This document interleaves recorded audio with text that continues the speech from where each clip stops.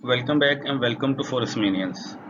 Hopefully सब दोस्त join कर चुके हैं। तो आज के इस वेबिनार का जो एजेंडा है, जो पर्पज़ है, वो मैं आपको बता दूं कि आज के इस वेबिनार में हम प्रीमियम और डिस्काउंट जोन को स्टडी करेंगे।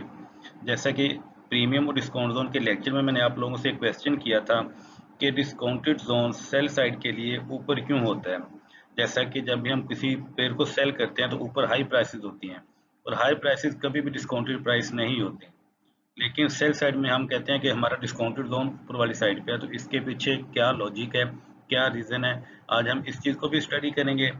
उसके साथ साथ अगर आपकी कोई ट्रेड प्रॉफिट रनिंग है, ठीक है, और आप परेशान हैं कि भाई मेरी ट्रेड दोबारा स्टॉप लॉस हिट ना हो जाए, तो हम इस चीज़ को भी देखेंगे कि इस अपने प्रॉफिट को कैसे सेव करना है। और फाइनली क्योंकि बहुत से लोग इस वेबिनार में भी न्यू हैं और हमारे चैनल पे भी न्यू हैं, तो उनका ये क्वेश्चन रहता है कि स्ट्रक्चर मैपिंग कहाँ से स्टार्ट करनी है। तो हम इस पॉइंट को डिस्कस करेंगे कि स्ट्रक्चर मैपिंग कैसे और किस पॉइंट से स्टार्ट करनी है। बेसिकली इस वेबिनार में थोड़ा सा अवेल्युएशन करना चाहूंगा कि आप लोगों की क्या प्रोग्रेस है। पहले आप मार्केट को कैसे देखते थे और अब आप उसमें कितने परसेंट प्रोग्रेस हुई है आपकी। तो अगर आप मुझे बाय मैसेज बताना चाहते हैं या वन बाय वन इस चीज को ऐड ऑन करना चाहते हैं तो आप मुझे बता दें। पहले तो मतलब मार्केट को देखना ही नहीं आता था, पता ही नहीं था क्या अप जा रहा है डाउन जा रहा है। लेकिन अब बहुत मतलब इम्प्रूवमेंट आई है, बहुत ज्यादा। चलें, ठीक है, बहुत शुक्रिया। जी सर, तो अभी की इम्प्रूवमेंट और पहले की इम्प्रूवमेंट इम्प्रूवमेंट कुछ इस तरह थी। पहले जैसे चार्ट को मैं खोला करता था, तो ये पहले ये प्राइस सेक्शन भी मैंने देखा था, वो ब्रेकआउट होते थे, फॉल्स ब्रेकआउट्स, फिर पता नहीं चलता था कि ऊपर जाएगी मार्केट, नीचे आ रही है, क्या मसला है, क्यों, कहाँ स्टॉप लॉस हिट हो रहे हैं, कुछ पता ही नहीं चलता था ना। ठीक है। तो डायरेक्शन कहाँ जाएगी इसकी। तो अब मतलब कि आपके लेक्चर्स के बदौलत अब इतना तो कंफर्म हो चुका है कि मार्केट अब बस गई तो एक दो मरतबा गई जाएगी, लेकिन जाएगी नीचे अगर डाउन ट्रेंड है। मतलब ठीक इतनी है। इम्प्रूवमेंट है कि भाई यहाँ से बस अब मार्केट जाएगी नीचे। ये ठीक सारी है। ये चीज लेकर नीचे जाएगी, ये चीज लेकर ऊपर चली जाएगी, और इसी तरह हो रहा है माशाल्लाह। चलें, अच्छी बात है, बहुत शुक्रिया। और नेक्स्ट कोई पर्सन अगर ऐड ऑन करना चाहे। शुभंकर खामोश हेलो। खामोश है। हाँ, ये से हाँ किसकी सर। आवाज है? कैसे हैं? ठीक है सर, आप कैसे हैं? हाँ, अल्लाह का शुक्र, ठीक ठाक। सर पहले तो क्या बताऊँ सर, पहले तो मतलब समझ ही नहीं आता था क्या हो रहा है नहीं हो रहा है। अभी तो सर इतना मतलब आता है कि सर कि मार्केट अगर स्टॉप लॉस भी कर रहा है तो सर उसका रीज़न फाइंड कर पा रहा हूँ कि हाँ इस वजह से मार्केट स्टॉप लॉस लिया है। ठीक है। तो जब आप सेटअप शेयर करेंगे तो फिर ही आप लर्न करेंगे, एक दूसरे के साथ सेटअप शेयर करें, ग्रुप में शेयर करें। इससे काफी लोगों को फायदा होगा। लेकिन इसको इस नजरिए से ना लें कि जब कोई ग्रुप में सेटअप है उसको अपने रियल अकाउंट पे ट्रेड करना है, उसको डेमो पे ट्रेड करें, अपने कॉन्फिडेंस मैच करें। तो फिर आप आपकी लर्निंग क्विक होगी। जब आप एक दूसरे के साथ मैसेज शेयर करेंगे फिर आपका ज्यादा फायदा होगा, सीखने को ज्यादा मिलेगा। जी सर, जैसे आप सर, ये तो मतलब मैं क्या बताऊँ, पहले आपका जो आप देते थे मतलब शुरुआत में सर, तो उस टाइम मैं भी वही सोचता था कि मैं सर कॉल दे रहे हैं तो 100% जाएगा ही जाएगा, यहाँ पे दे दिया है तो बाई कर लो आग बूंद करके वो करता था। बट सर अभी जब आप कॉल देते हैं तो मैं तुरंत उसको क्या करता हूँ, मैं पहले तुरंत चार्ट पे जाता हूँ और उसको मैच करता हूँ कि मेरा जो व्यू है उस व्यू के हिसाब से क्या सही है। अगर हाँ सही है तो मैं फिर वहां पे देख खोजता हूँ कि कौन सा पॉइंट्स आप मार्क किए नहीं किए, फिर उसी हिसाब से मैं आपको प्राइवेट में से मैं भेजता हूँ। चलें, तो वेल ये एंड सर गुड। बहुत हेल्प करता है इस चीज को कि बाई और सेल जो मेरा मैं सोच रहा हूँ वो आप भी सोच रहे हैं, तो वो जब एक साथ होता है तो सर वो कॉन्फिडेंस लेवल बहुत हाई होता है। बिल्कुल सही। अगर आप सिर्फ सिग्नल को देखेंगे तो फिर तो कोई फायदा नहीं, लेकिन अगर आप सिग्नल के पीछे छुपे हुए राज को ढूंढेंगे, लॉजिक को फाइंड करेंगे, तो फिर बेहतर है, फिर आप लर्न करेंगे। और जब आप स्टॉप लॉस को एक्सेप्ट करेंगे, जिस तरह कल एक दो लड़कों ने ग्रुप में मैसेज भी किया, इवन के अभी भी आप में से वो लड़का अटेंड भी कर रहा है कि मैंने स्टॉप लॉस एक्सेप्ट किया और मैं रिलैक्स हूँ। तो वो रिलैक्स इसलिए है कि ना तो रात को सोते वक्त टेंशन की ट्रेड होल्ड है, ठीक है, और ना नेक्स्ट ट्रेड लेने की टेंशन, उससे पहले आप रिलैक्स हैं। ठीक है। तो इन चीजों को अपनी मोटिवेशन बनाए तो आपने अपने इंटरेस्ट को, अपनी मोटिवेशन को अलाइव रखना है, अपने ऑब्जेक्टिव को स्ट्रीमलाइन करें और रिलैक्स रहें।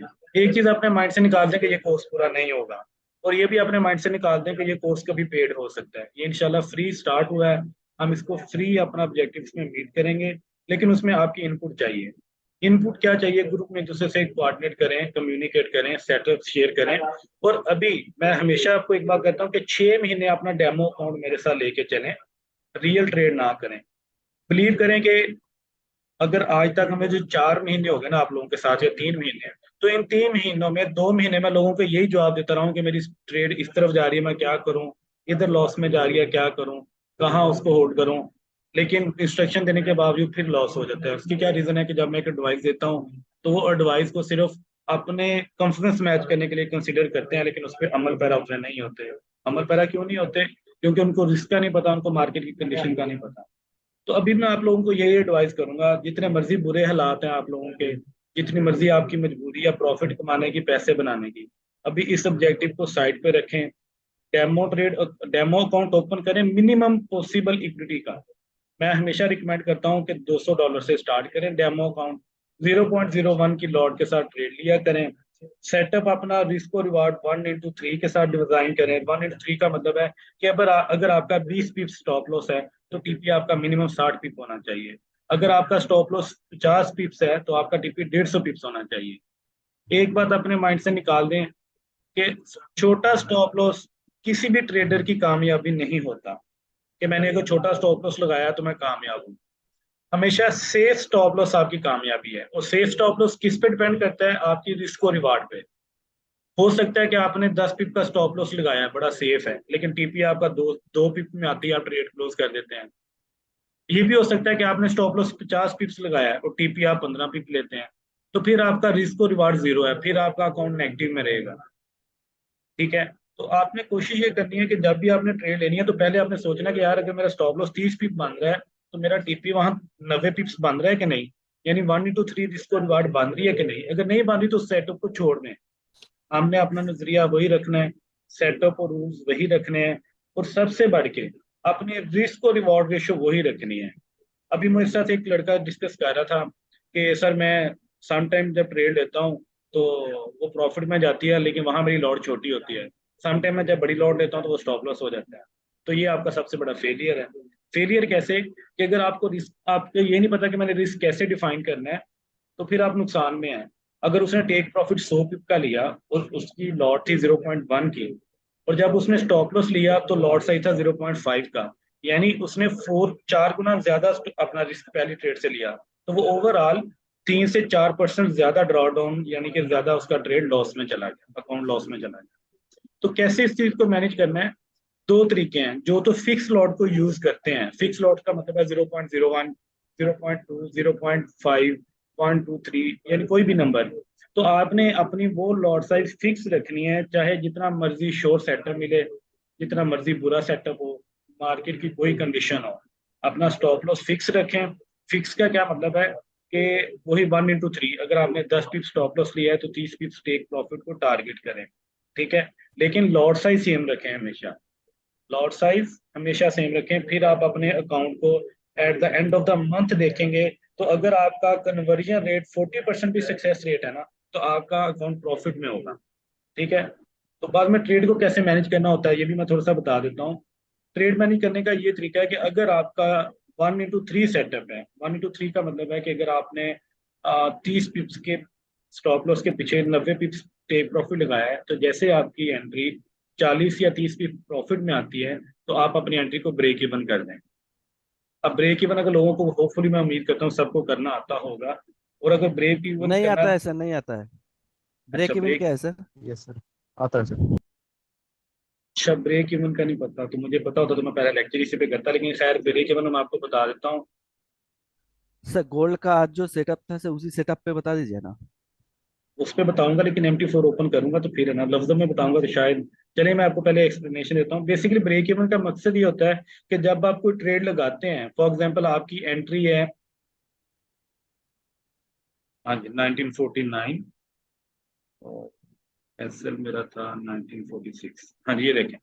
फॉर एग्जांपल मेरी एंट्री थी 1949 पे। ठीक है?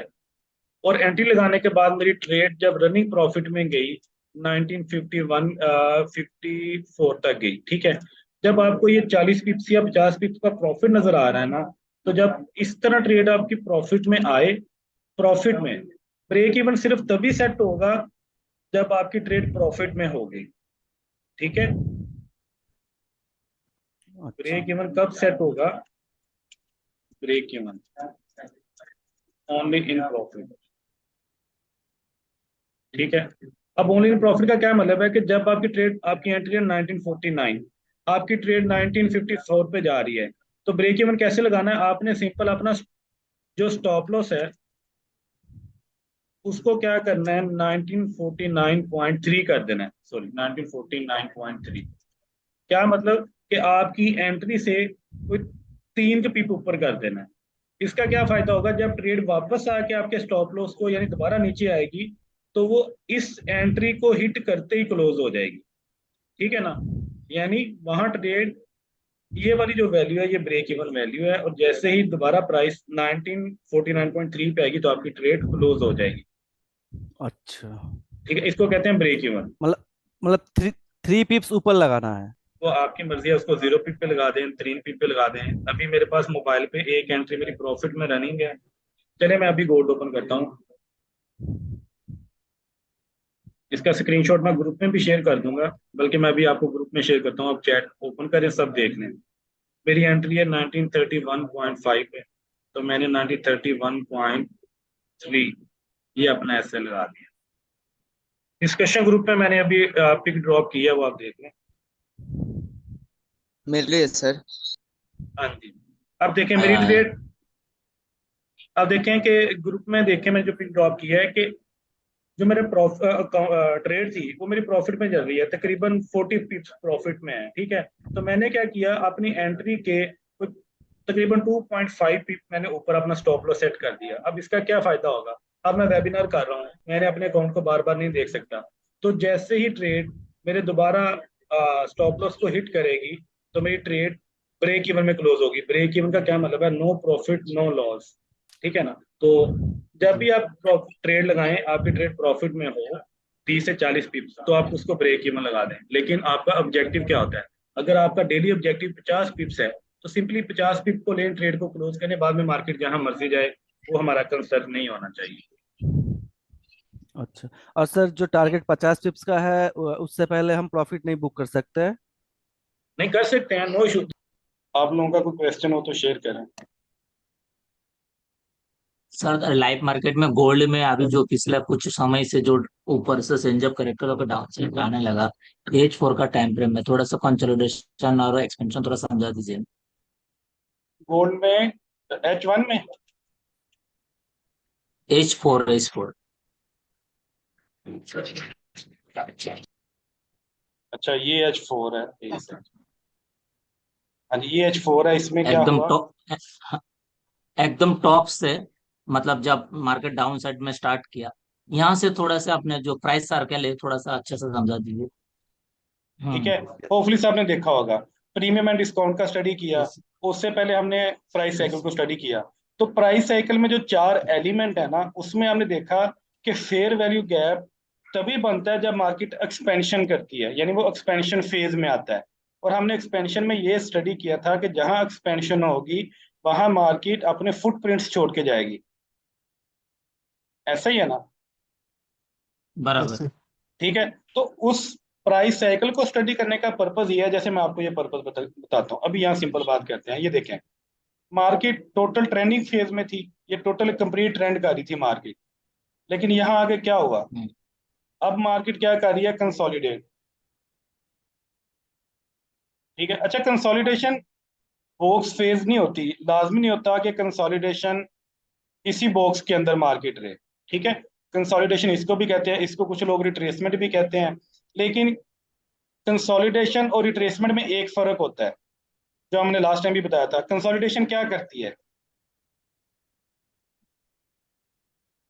लिक्विडिटी क्रिएट होगी सर। लिक्विडिटी क्रिएट करती है, ठीक है। तो ये इस प्राइस साइकिल को स्टडी करने का पर्पज ये है कि आपको पता लगे मार्केट किस फेज में है। जैसे अभी कंसोलिडेशन फेज में है, तो हमें पता लगना चाहिए कि अभी मार्केट लिक्विडिटी बिल्ड कर रही है। अब जब कंसोलिडेशन फेज में मार्केट लिक्विडिटी बिल्ड कर रही है तो इसके बाद क्या हो सकता है? दो चीजें हो सकती हैं, या तो एक्सपेंशन होगी या फिर क्या होगा? या तो रिवर्सल। हाँ जी, यानी मार्केट या तो इधर से लिक्विडिटी लेगी, इस साइड पे रिवर्सल ले सकती है, पहली चीज। दूसरी, अगर मार्केट इधर है तो इस साइड से लिक्विडिटी लेगी, तो फिर इस साइड पे रिवर्सल हो सकती है, यानी कंटिन्यूशन हो सकती है। तो प्राइस साइकिल पढ़ाने का ये मकसद है। अब प्राइस साइकिल को कैसे अलाइन करना है अपने ऑब्जेक्टिव के साथ? अगर हम H4 का स्ट्रक्चर देखें, H4 का स्ट्रक्चर, तो ये देखें यहाँ चेंज ऑफ कैरेक्टर हो चुका है H4 में ना, इस पॉइंट पे। बराबर। ठीक है, अब ये क्या H4 की चेंज ऑफ कैरेक्टर की इंडिकेशन। उसके बाद मार्केट ने क्या किया? ये मार्केट नीचे को ट्रेड कर रही है, ये मार्केट ने इंड्यूसमेंट, यहाँ इंड्यूसमेंट बनाई, टेकआउट नहीं किया और दोबारा नीचे आना शुरू हो गया। ठीक है, लेकिन इस पॉइंट पे आके जब मार्केट ने ये इंड्यूसमेंट बनाई, इस पॉइंट पे H4 की बात कर रहे हैं, इंड्यूसमेंट, मार्केट ऊपर गई, लेकिन अभी मार्केट ने नीचे ब्रेकआउट स्ट्रक्चर कंफर्म नहीं किया, ये देखा। ठीक है ना, यहाँ मार्केट ने सिर्फ लिक्विडिटी स्वीप की है। अब क्या दो सिनेरियो कौन से हैं? दो सिनेरियो ये हैं कि पहला, अगर मार्केट इस पॉइंट पे, ये जो पॉइंट है, इनको मैं डिलीट करता हूँ। अब ये हमें पता है कि लिक्विडिटी बिल्ड हो रही है, ये एक्सपेंशन है, ये एक्सपेंशन, ये कंसोलिडेशन। अब हमें हमें दो फेज एक्सपेक्टेड है, या रिवर्सल या एक्सपेंशन। अब उसकी क्या सिचुएशन है? जब मार्केट यहां से इस टाइप पे क्लोजिंग दे देगी, इस कैंडल पे, ठीक है, तो फिर हमें इंडिकेशन मिलेगी कि मार्केट नीचे को कंटिन्यू करना चाह रही है। यानी फिर क्या होगा? एक्सपेंशन, कंसोलिडेशन और अगेन एक्सपेंशन। पहला पॉइंट समझ आ गया आपको? जी सर। यस पहला सर। पॉइंट। अब दूसरा पॉइंट क्या है? Yes, sir. अगर मार्केट इस पॉइंट को अगेन स्वीप करती है, यहां से स्वीप करने के बाद इस साइड पे क्लोजिंग देती है लिक्विडिटी की, इस साइड पे, तो फिर क्या होगा? एक्सपेंशन, कंसोलिडेशन और ये क्या होगा फिर? ये फिर होगी रिवर्सल। रिवर्सल। रिवर्सल। ठीक है, तो ये प्राइस साइकिल को पढ़ाने का मकसद था। और प्राइस साइकिल आपको और भी चीजें बताता है, वो क्या कुछ है? जैसे जहां कहीं, जैसा कि मैं आपको आज की एक एग्जांपल स्टडी करवा देता हूँ, बिल्कुल फ्रेश। ये देखें, ये क्या है सारी, ये वाली चीज लिक्विडिटी वाइड लिक्विडिटी वाइड, ये एक्सपेंशन। बेसिकली क्या हुआ है? एक्सपेंशन हुई है, दोनों साइड पे से लिक्विडिटी बिल्ड की और इधर ऊपर को निकल गई। अच्छा, अब जहां एक्सपेंशन होती है वहां क्या होता है? Liquidity wide. लिक्विडिटी वाइड तो होती है। जहां एक्सपेंशन होती है वहां हमारी एंट्री होती है। एंट्री का क्या मतलब है? कि यहाँ स्मार्ट मनी ने एंट्री ली है तो मार्केट इतनी स्पीड से मूव किया ना, क्योंकि रिटेल जी सर। ट्रेडर इतनी बड़ी मूवमेंट नहीं कर सकते। अच्छा, अब जो क्वेश्चन सबके माइंड में आता है कि बाय करते वक्त भी प्रॉफिट है, सेल करते वक्त भी प्रॉफिट है, इसकी क्या रीजन है? तो जब भी हम इस पेयर को देखते हैं, राइट लेफ्ट साइड पे करेंसी को, तो ये पेयर की फॉर्म में होती है। पेयर का क्या मतलब है? कि एक इसमें यूरो और यूएसडी एक पेयर है, ठीक है ना। लेकिन जिन लोगों ने ट्रेडिंग सीखी है और स्टडी किया है, तो आपने कभी नोट किया हम यूरो को क्या कहते हैं? Base currency. ठीक है, और डॉलर को क्या कहेंगे यहाँ? Supporting currency. हाँ जी, स्पोर्टिंग कहते हैं, लेकिन ये बेसिक वर्ड होता है कोड करेंसी।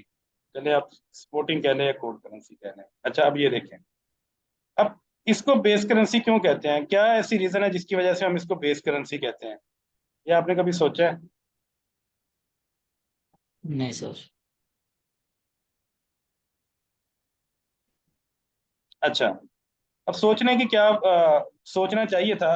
कभी आपने ये सोचा है कि इस चार्ट के ऊपर ये जो प्राइसेस आ रही हैं ये किस चीज की हैं? ये जो, यूरो की हाँ जी, अगर मैं इसको रिमूव कर दूं for the time being, sell side को रिमूव करता हूं, तो अगर आपने इस पॉइंट पे बाय किया मार्केट में, इस पॉइंट पे, ठीक है, अब मैं जो चलता हूँ बाय प्राइस, ठीक है ना, ये हमारी अगर बाय प्राइस है, वेट कर जरा, टॉप लेफ्ट।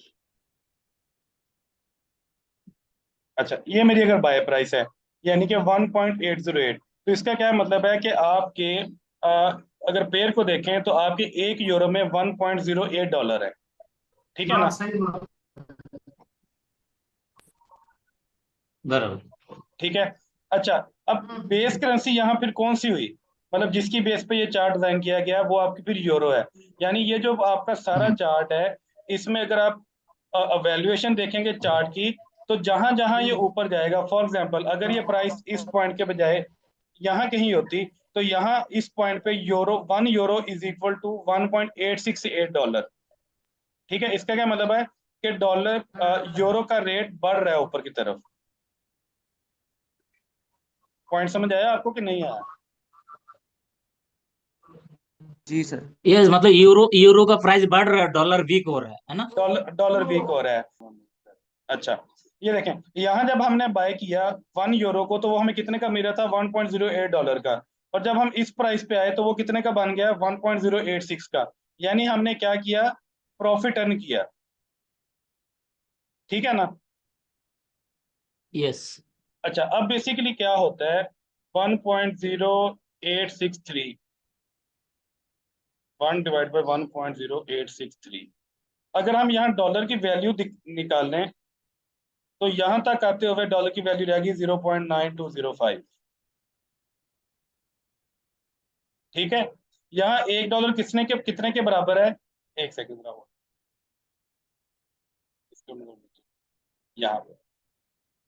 यहाँ पे $1 बराबर है 1.08115 के। ठीक है, ये जो राइट साइड पे नजर आ रहा है। लेकिन जब यूरो की वैल्यू बढ़ना शुरू हुई तो डॉलर की वैल्यू क्या हो गई,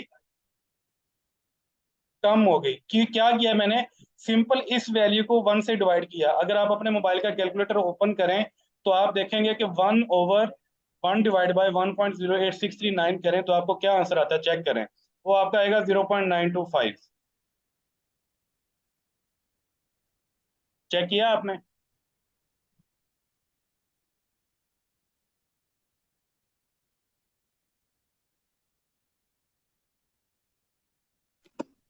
जी सर। अच्छा, अब क्या होता है, जब यूरो को बाय करते हैं तो आपने डॉलर 1.0815 का था, यानी 1 यूरो इज इक्वल टू 1.0815। जब प्राइस बढ़ गई तो आपका यूरो कितने का बन गया, 1.0863 का, तो आपने 60 p प्रॉफिट बनाया। जब आप सेल करते हैं ना, तो सेल का क्या मतलब है, अब आपने डॉलर को खरीदा है। जब आप बाय करते हैं, जब हम बाय करेंगे तो हम क्या करेंगे, यूरो परचेज। जब हम सेल करेंगे तो हम क्या करेंगे, यूएसडी परचेज। यानी इस चीज को इस तरह देखें। अब जब हम बाय करते हैं, हमने यूरो को बाय किया तो बाइंग प्राइस थी 1.08, तो क्लोजिंग प्राइस थी 1.08, तो हमें प्रॉफिट मिल गया।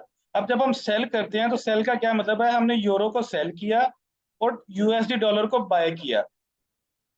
जब यूएसडी डॉलर को बाय किया तो इस पॉइंट पे सेल करते वक्त और डॉलर को बाय करते वक्त डॉलर का क्या रेट था,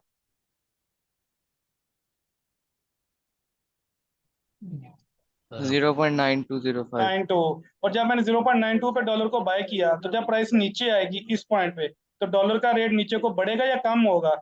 इसको चेक करने के लिए आप क्या बढ़ेगा। करें, हाँ, इसको चेक करने के लिए क्या करें, 1 डिवाइड बाय 1.080 करें, तो आपको इस चीज का भी आंसर मिल जाएगा। सर कितना से डिवाइडेड करना है? 1 से, इस राइट साइड पे जो वैल्यू आ रही है ना इस पॉइंट पे, इसको 1 से डिवाइड करें।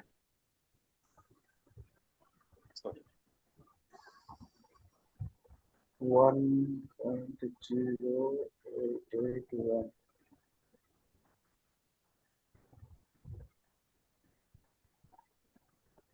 डिवाइडेड 1 से 0.9249 आया सर।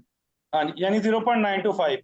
अब देखें, अब मैं यहाँ से एक और चीज ऐड करता हूँ आप लोगों को। अब सिर्फ ये कंसेप्ट मैंने कन्वे कर दिया, अब सिर्फ आपको मैथमेटिकली एक्सप्लेन करना है। 1.081 और इसको मैं करता हूँ 1.086। अब देखें, इन दोनों के दरमियान कितने पिप का डिफरेंस है, 1.081 और 1.086 के दरमियान 50 पिप्स। 50 पिप्स। यानी जब आप बाय करते हैं यूरो को, तो आप बाय करते वक्त डॉलर 1.081 रेट होता है और ऊपर आप 1.08 पे उसको बुक करते हैं तो आपको प्रॉफिट होता है। यानी बाय करते वक्त आपके डिस्काउंटेड जोन ये था, लोएस्ट प्राइस ये थी, और प्रॉफिट है 50 पिप्स। जब आप सेल करते हैं हम लफ्ज सेल यूज करते हैं, लेकिन एक्चुअली अगर उसको टेक्निकली लॉजिकली स्टडी करें तो इसका मतलब है अब हमने यूरो को सेल किया, डॉलर को बाय किया। पॉइंट समझ आया आपको? जी सर। जी सर। बराबर समझ आया सर। ये होता है, हम कहते हैं जी बाय का क्या मतलब है, euro buy dollar sell. Sell trend का क्या मतलब है, इसको मैं और सिंपलीफाई कर देता हूँ, buy mean euro buy USD sell. USD sell, और सेल का क्या मतलब है, euro sell USD USD buy. Buy. अब देखें, जब आपने यूरो को बाय करते हैं तो लोएस्ट प्राइस पे बाय करते हैं और यहाँ क्लोज करते हैं प्रॉफिट ऑफ 50 पिप्स। इसलिए जब आप इस पेयर को दोबारा सेल करते हैं तो इसका क्या मतलब है, अब आपने डॉलर बाय किया 0.925 पे और 920 पे, और कन्वर्जन रेट से देखें एग्जैक्टली 50 पिप्स ही प्रॉफिट आता है। देख रहे हैं, इन दोनों का डिफरेंस चेक करें। जी सर। ठीक है, क्या सर एक बार मतलब वो है, तो उसको एक बार बता दीजिएगा सर, वो नहीं समझ में आया। कौन सा पॉइंट, ये वाला समझ नहीं आया? ये जो डॉलर का वैल्यू निकाले आप डिवाइडेड करके उसको अच्छा थोड़ा देखें, सा। सिंपल यहाँ चार्ट की क्या वैल्यू है, इसको मैं अगर थोड़ा सा ड्रैग करके सेट कर दूं, एक सेकंड मैं इसको इस तरह सेट कर देता हूँ, 1.081। अच्छा, अब ये 1.081 है और ये मैंने इसको यहाँ टाइप कर दिया और इस वैल्यू को मैं लिख देता हूँ 1.086। अब ये वैल्यूज आ गई 1.086। अच्छा, अब 1.081 को डिवाइड कर 1 से डिवाइड करें, मतलब 1 डिवाइड बाय 1.081, तो आपका आंसर आएगा 0.925। ठीक है, करके देख लें अपने कैलकुलेटर पे।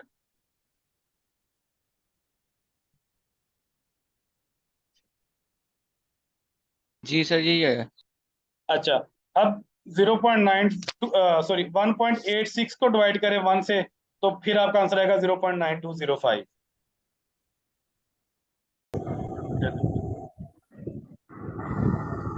अच्छा, मुझे आप बताएं कि ये आपको पॉइंट समझ आया कि बेसिकली होता क्या है, ये जो सारी सारी वैल्यूज है ना, ये यूरो इक्वल टू डॉलर की हैं, लेकिन डॉलर की इटसेल्फ अगर चेक करें तो हमें पूरे चार्ट को 1 से डिवाइड करना पड़ेगा। ठीक है ना, जिस तरह अगर देखें कि यहाँ अगर यूरो की प्राइस 1.081 है, तो अगर उसको मैं कन्वर्ट करूं डिवाइड बाय 1 करके, तो डॉलर का रेट यहाँ निकलता है 0.892। जी सर। ठीक है, क्या कहने का क्या मतलब है, आप इसको गूगल से भी चेक कर सकते हैं। फॉर एग्जाम्पल कि अगर आप 1.08 और 0.81, 1.081 को डिवाइड करें 1 से, तो आपको इस चीज का आंसर मिलेगा 0.925। चेक कर लिया आपने ये वाला? जी सर। अच्छा, अब जब यूरो को चेक करें दोबारा हाईएस्ट वैल्यू पे 1.086 पे, तो आपका आंसर बनता है 0.9205। जी सर। अच्छा, अब मैं जब यहाँ यूरो को बाय कर रहा हूँ तो इसका क्या मतलब है, यूरो को बाय करते वक्त यूरो का रेट था 1.081। जी। ठीक है, जब मैं ऊपर जाके क्लोज करता हूँ तो रेट बढ़ गया, तो मैंने यहाँ प्रॉफिट बना लिया। जी। अब मैं जब सेल की बात करता हूँ तो इसका क्या मतलब है, मैंने यूरो को सेल किया तो मैंने कुछ ना कुछ मार्केट से खरीदा होगा ना यूरो को सेल करके। जी। यूएसडी खरीद किया। क्या खरीदा, वो मैंने डॉलर को परचेज किया। जब मैंने डॉलर को परचेज किया तो यूरो की हाईएस्ट प्राइस पे डॉलर की प्राइस कम थी। जी। अब इसकी डॉलर की प्राइस किस तरफ बढ़ेगी, जब मार्केट नीचे की तरफ आएगी। जी। तो यहाँ आके 0.925 का मैंने सेल आउट करके अपना ऑर्डर क्लोज कर दिया। इसलिए जब हम एक चीज और नोट करें कि जो डिफरेंस यहाँ 50 पिप का बनता है, तो डॉलर को सेल करें तो उसी रेंज का डिफरेंस अगेन 50 पिप्स है। यानी मार्केट अपने आप को बैलेंस रखती है, सेम प्राइस लोएस्ट पे, सेम जो नई प्राइस है उसके दरम्यान अगर पिप्स कैलकुलेट करें फॉर यूरो और डॉलर, दोनों का डिफरेंस सेम रहेगा। लेकिन ये जो राइट साइड पे वैल्यू शो होती हैं, जिसको हम कहते हैं कि वैल्यू बढ़ रही है, वो सिर्फ एक करेंसी की होती है, दूसरी करेंसी की यहाँ शो नहीं है, वो इसकी हिडन है। और उसको कैसे वैल्यूएट करते हैं, डिवाइड बाय 1 करें तो आपको अंदाजा हो जाएगा कि जब हम सेल करते हैं यूरो को तो डॉलर को बाय करते हैं, इसलिए इसका डिस्काउंटेड जोन ऊपर है और प्रीमियम जोन नीचे है। क्यों? क्योंकि अगर आप ये चीज नोट करें, ठीक है ना, अब ये चीज चेक करें, अब इसका डिस्काउंटेड जोन ऊपर है क्योंकि इसकी लोएस्ट प्राइस ऊपर है और इसकी हाईएस्ट प्राइस डाउन साइड पे है, इसलिए जब हम सेल करते हैं तो सेल का डिस्काउंटेड जोन ऊपर होता है। ये पॉइंट समझ आ गया सबको जो जिन्होंने वेबिनार ज्वाइन किया है? अगर आपको ये पॉइंट भी समझ आ गया, यस सर, समझ आ गया, समझ आ गया। सर आगे समझ। ठीक है ना? सर एक तो क्वेश्चन इस है अब। जी करें। सर जैसे हम लोग यहाँ पे जैसे बाई किए यूरो को, ठीक है, उसका प्राइस ऊपर गया, हम लोग प्रॉफिट बुक कर लिए, ठीक है, उसके बाद फिर मुझे लग रहा है कि मार्केट नीचे जाएगा, मैं वहां से फिर सेल ऑर्डर लगा दिया, फिर ठीक प्राइस है, नीचे आया, मैं अपना प्रॉफिट बुक कर लिया। ठीक है। तो सर स्मार्ट मनी भी क्या यही सेम प्रोसेस को ही फॉलो करते हैं वो लोग? तो ऐसा ही करते हैं, जैसा कि ये देखें, स्मार्ट मनी ने यहाँ बाय किया और रेट बढ़ गया, अब वो दोबारा बाय करना चाह रहे हैं तो उन्होंने क्या किया, यहाँ से लिक्विडिटी ली। लिक्विडिटी का क्या मतलब है? जहां जिन्होंने ऑर्डर क्लोज किया, ऑर्डर क्लोज नहीं किया तो उसने क्या किया होगा, प्रीवियस हाई से कैसे लिक्विडिटी ली होगी। हाँ जी, ये देखें, मार्केट ने कहाँ से लिक्विडिटी ली, ये वाली इंजीनियर लिक्विडिटी, ये नजर आ रहा है आपको जोन? जी जी जी। ये देखें, यस सर। उसने यहाँ से इंजीनियर लिक्विडिटी ली और मार्केट को काफी स्पीड से ड्रॉप किया। सर यहाँ पे कौन ऑर्डर लगा के रखेगा, कौन सा रिटेलर ट्रेडर से यहाँ ऑर्डर लगाएगा? ये जो इंजीनियर लिक्विडिटी कौन करती है? रिटेल ऑर्डर नहीं लगाता, ये इंजीनियर लिक्विडिटी कौन करते हैं? रिटेल ऑर्डर, रिटेल ट्रेडर्स करते हैं। ये नहीं देखें, पता सर। जितना भी सपोर्ट ऐसा ट्रेडर है सब ये उनका उधर सेल करता है। हाँ, वो सेल करते हैं, वो लिक्विडिटी क्रिएट करते हैं, जो support and resistance based trader हैं, और यही लिक्विडिटी बाद में हाँ स्मार्ट मनी यूज करती है अपने फायदे के लिए, जैसा कि उन्होंने इस लाइन को देखें यहाँ यूज किया, इस पॉइंट। सर इसका मतलब ये है कि उनको ये चीज पता है कि वहाँ पे लिक्विडिटी है, मार्केट को वहां तक लेके जाना है, वहां ले जाने के बाद उसके बाद फिर जैसे वो अपना वहाँ पे बाइंग ऑर्डर मतलब परचेस कर ले, बाइंग ऑर्डर है, ऊपर लिक्विडिटी है, वहाँ पे उसका अपना जो भी ऑर्डर है फिल हो गया, फिर उसको मार्केट को नीचे गिरा, ऐसे ही है? एग्जैक्टली, फॉरेक्स मार्केट काम ही ऐसे करती है, इसीलिए तो 95% ट्रेडर्स फेल हैं। क्यों? क्योंकि आपने, मैं हमेशा एक ही बात करता हूँ, कल के लेक्चर में मैंने एक बात की थी कि आपके हर सवाल का जवाब सिर्फ और सिर्फ क्या है? आप liquidity. Liquidity. Market, sir forex market liquidity चल वाइट जैसे, सर जी लिक्विडिटी वाइट जैसे, सर लिक्विडिटी वाइट जैसे अपना लिक्विडिटी है, जी। तो सर यहाँ पे पेंडिंग ऑर्डर है, तो ये पेंडिंग ऑर्डर किसका रहता है सर? स्मार्ट मनी का। ये स्मार्ट मनी का पेंडिंग ऑर्डर है? अच्छा। हाँ, ये आपको ना अगले, ये जो लेक्चर डिजाइन हो रहा है, मैं थोड़ा सा आपको ना शक्ल दिखा देता हूँ उस लेक्चर की। अच्छा, अब ये देखें, ये स्लाइड नजर आ रही है आपको, बुलिश इंस्टीट्यूशनल फ्लो की? जी सर। बस यही जी आंसर है ये। सर। आप, हाँ जी, ये आपको जब नेक्स्ट लेक्चर आएगा इसमें मैं ये आपके ना हर सवाल का आंसर मिल जाएगा। बेसिकली ये जो ऑर्डर फ्लो होता है ना, ये ऑर्डर फ्लो, ये आपके हर सवाल का जवाब है। ठीक है, कि मार्केट वहां क्या लेने जा रही है, क्यों जा रही है। जी सर। अच्छा, अब कुलदीप का जो आंसर था, सर क्वेश्चन काफी देर से पूछा कुलदीप से, सबसे पहले तो माजरत जो मैं टाइमली आंसर नहीं दे सका, अब और बातों में हम उलझ गए हैं। तो आपका जो क्वेश्चन है, वो आपका क्वेश्चन था कि हमें कहाँ से स्ट्रक्चर मैपिंग करनी चाहिए, ऐसे ही है ना, या किस टाइम फ्रेम को फॉलो करना चाहिए? काइंडली आप अगर इस क्वेश्चन अगेन टाइप कर दें, या अगर आप बोल सकते हैं तो काइंडली रिपीट कर टाइम दें। फ्रेम वाला था सर, टाइम फ्रेम वाला। हाँ जी, टाइम फ्रेम कौन सा वाला। टाइम फ्रेम बेस्ट है सर बैक टेस्टिंग के लिए? अच्छा, बैक टेस्टिंग के लिए, बैक टेस्टिंग यस जब भी आप अपने किस चीज को बैक टेस्ट करना है, स्ट्रक्चर मैपिंग को या अपनी स्ट्रेटजी को? Sir structure mapping.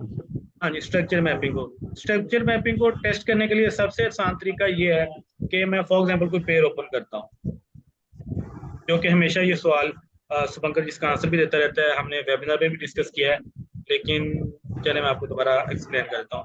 आप फॉर एग्जांपल ये एक पेयर ओपन है गोल्ड का आपके सामने, अब आपने इसमें स्ट्रक्चर मैपिंग करनी है, तो सबसे पहले अगर आपने फर्स्ट टाइम करनी है तो सबसे पहले इसको मंथली पे चेक करें। मंथली पे कैसे चेक करना है? मंथली पे जाएं, इसको टोटल जूम आउट करें, जितना भी चार्ट जूम आउट हो सकता है। ये देखें, ये जूम आउट हो गया, ठीक है ना? तो ये चार्ट स्टार्ट हो रहा है 1998 से, तो जहां से आपको कोई वैलिड डाटा नजर आ रहा है, जैसे ये देखें इंड्यूसमेंट, हाई लो। अब ये एक मतलब आपके सामने एक डाटा प्रेजेंट हो रहा है, लेकिन यहाँ अगर आप देखें तो हमें कोई समझ नहीं आ रही कि मार्केट बाय में है। ओवरऑल तो हमें पता है कि बुलिश ट्रेंड है, लेकिन स्ट्रक्चर क्या बता रहा है वो शायद हमें यहाँ से ना पता चले। उसको फाइंड करने के लिए या तो आप इसकी ब्रीक स्ट्रक्चर मैपिंग करें। ब्रीक से क्या मतलब है कि आप कंसीडर कर लें कि मेरा बुलिश ट्रेंड है, तो आप क्या करें, ये आपकी इंड्यूसमेंट है, मार्केट ने इंड्यूसमेंट नहीं ली, उसके बाद मार्केट ने ये इंड्यूसमेंट बनाई, नहीं ली, उसके बाद मार्केट ने ये इंड्यूसमेंट बनाई, ये बनाई, और इस इंड्यूसमेंट पे मार्केट ने इस इंड्यूसमेंट को ले लिया यहाँ आके। ठीक है, इंड्यूसमेंट को लिया, नीचे क्लोज किया मंथली पे, और उसके बाद ऊपर क्लोज किया। तो इसका क्या मतलब है, इसका बुलिश ब्रेक ऑफ स्ट्रक्चर हुआ है। ठीक है, मार्केट बाय ट्रेंड में है। ठीक है, उसके बाद वीकली पे जाएं। वीकली पे same procedure, total zoom out करें जहां तक आपका चार्ट जा सकता है। यहाँ पे आ गया चार्ट, ये बुलिश है, इसकी बुलिश साइड की स्ट्रक्चर मैपिंग स्टार्ट करते हैं, सारी करें। यहाँ आपको चेंज ऑफ कैरेक्टर मिलेगा, बेरिश ट्रेंड का, फिर बुलिश का मिलेगा, फिर बुलिश मैप करें, फिर बेरिश का मिलेगा, बेरिश करें, बुलिश करें, बेरिश करें। उसके बाद जाएं डेली पे। अच्छा, जैसे जैसे टाइम फ्रेम छोटा करते जाएंगे ना, आपकी जो हिस्ट्री है वो कम होती जाएगी। जैसे देखें डेली पे आपको कहाँ तक डाटा मिल रहा है। मंथली पे अगर आपको 1998 से था, तो इसमें भी आपको 1998 से स्टार्ट है। लेकिन यहाँ अगर आप देखें तो मार्केट में स्विंग ज्यादा बन रही हैं, ज्यादा फ्लक्चुएशन है। Bearish, change of character, bullish, bullish bullish bullish और बुलिश, इसकी स्ट्रक्चर मैपिंग आप कर सकते हैं। ठीक है, यहाँ से आके market again bearish, bearish, again bullish, अभी तक बुलिश, और यहाँ आपने फाइंड करना है क्या है। फिर आप जाएं H4 पे, अगेन इसको जूम आउट करें टोटल। यानी इससे क्या होगा, जब आप एक कंप्लीट हिस्ट्री को स्ट्रक्चर मैप करेंगे, कंप्लीट हिस्टोरिकल डाटा एक ही पेयर का हर टाइम फ्रेम पे करेंगे, फिर आपको आइडिया होगा कि कहाँ कहाँ मार्केट ट्रैप सेट करती है और उनको कैसे ट्रेड करना है, कैसे अवॉइड करना है। ठीक है, तो ये एक छोटा सा कुलिया है, एक छोटा सा फार्मूला है कंप्लीट स्ट्रक्चर मैपिंग का। तो होपफुली आपको ये पॉइंट समझ आ गया होगा। ठीक है ना। अगर आज के वेबिनार में आपका कोई क्वेश्चन या कोई कन्फ्यूजन है तो आप इस ईमेल आईडी पे अपना चार्ट ईमेल कर सकते हैं, और मैं कोशिश करूंगा कि एज सुन एज पॉसिबल आपको रिप्लाई करूं। और नेक्स्ट लेक्चर तक wish you good luck and happy trading.